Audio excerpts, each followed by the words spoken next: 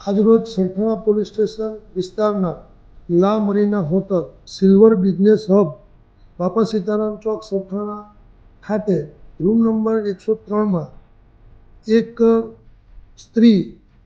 જેનું નામ માનસી હસમુખભાઈ ઉમરેટિયા, ઉંમર વર્ષ 23, રહેવાસી 73 શિવધારા માનસરોવર ચોક,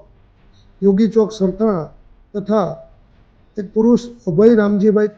ત્રાણા, ઉંમર વર્ષ 23, રહેવાસી 163 વૃક્ષમણી સોસાયટી નાના વરાછા સુરતનાઓએ રૂમ નંબર 103માં સેલ્ફોસ દવા પી અને પોતાના જીવનનો અંત લાવવાની કોશિશ કરેલ, જે બનાવમાં સ્ત્રી માનસીનાઓનું મૃત્યુ નિપજેલ છે અને પુરુષ અભય કે હાલ સારવાર હેઠળ છે. પ્રાથમિક રીતે જે આ બાબતની જાણકારી સરથાણા પોલીસ સ્ટેશનને બનતા ત્યાં ત્વરિત પહોંચી જાય તેઓને સારવાર અર્થે હોસ્પિટલમાં મોકલાવેલ છે અને પ્રાથમિક રીતે તપાસ કરતાં આ બંને વ્યક્તિઓના મેરેજ થઈ ગયેલા હતા. તેઓએ કોર્ટ મેરેજ કરી લીધેલ હતા અને ઘરેથી પણ લગ્ન કરવાની